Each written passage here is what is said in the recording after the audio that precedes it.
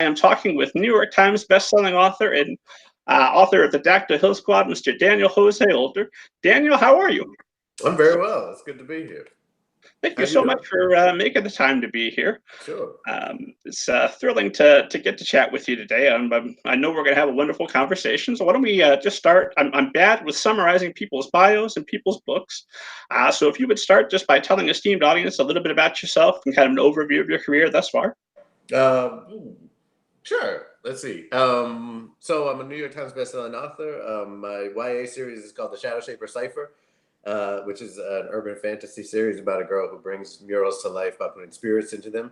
That won the International Latino Book Award and was nominated for a bunch of others. I also have an adult urban fantasy series called The Bone Street Roomba that actually takes place in the same world as The Shadow Shaper Cipher, but it's adult with lots of all kinds of adult things happening and spirit warfare and all kinds of. It's kind of like an epic fantasy series, but set in Brooklyn, and that's a trilogy with a short story collection right in the middle. And then I have a Star Wars book called Last Shot. It's about Han and Lando. And in November, I have an adult novel called The Book of Lost Saints that comes out. It's a kind of a Cuban family saga drama, historical epic thing. And then the Dactyl Hill Squad, which is why I'm here today, which is right. And I just put out the second book, Freedom Fire, and the third book comes out next year. And it's a historical fantasy series set during the Civil War, but with dinosaurs. So you've just got all kinds of books coming out this year, and I'm assuming you'll be going into next year with more books yet available. You must be an incredibly prolific author. Thank you. It seems like I am. Sometimes I forget that, and then someone says that to me, and I'm like, oh, you're right. I guess I am. And I look over the course of my career, and I put out a bunch of books, which is really exciting. It's because I love writing. And something that struck me that you said in another interview is you don't write every day. You think that's kind of a destructive mindset. I assume that's still true. Yeah, I mean, there's times when I have to just based on deadlines, but I don't like it as a practice. Mostly, I mean, I don't, I think it does work for some people. I don't like it as the kind of the way it's usually given as advice is that like if you don't write every day, you're not a writer or you're not really committed to craft or any of that.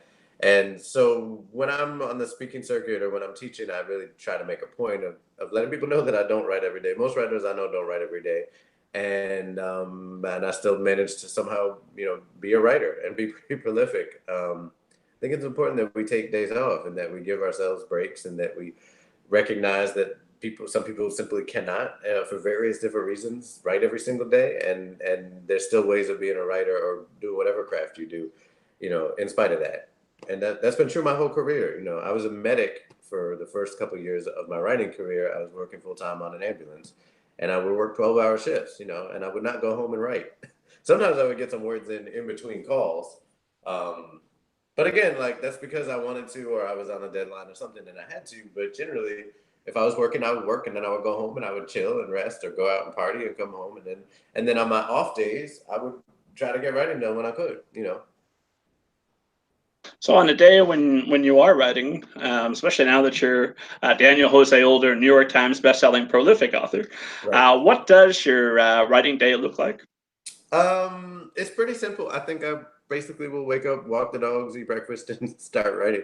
As that's what it comes down to. I kind of go by word count, so mostly not to like beat myself up, but mostly just to keep track and to make sure that I'm like moving on pace with myself. And so if I'm falling behind, it gives me a sense of that. Or if I'm ahead of schedule, it gives me a sense of that. In general, I'll try to hit 1,000 words from my first writing session and a couple hundred or 1,000 more for my second, if I'm really like on a schedule to get stuff done.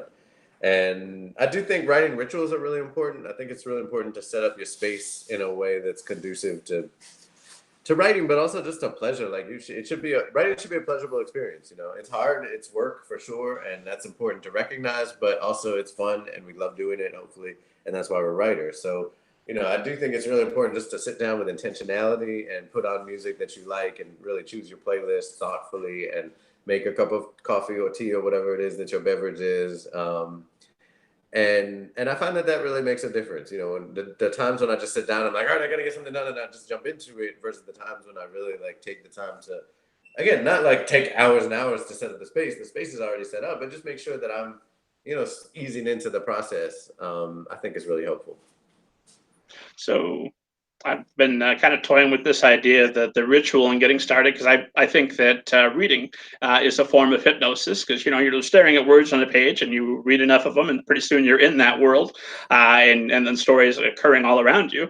And I Sure. find the same thing happens when I'm writing very deeply. I've forgotten everything else around me until my writing is done for the day. And I tend to think of getting a cup of coffee and making sure that the right song is playing that corresponds to the book that I'm working on is kind of like the passes of a hypnotist watch and get me in that trance and Yeah, prepare me for that state. absolutely. Sure.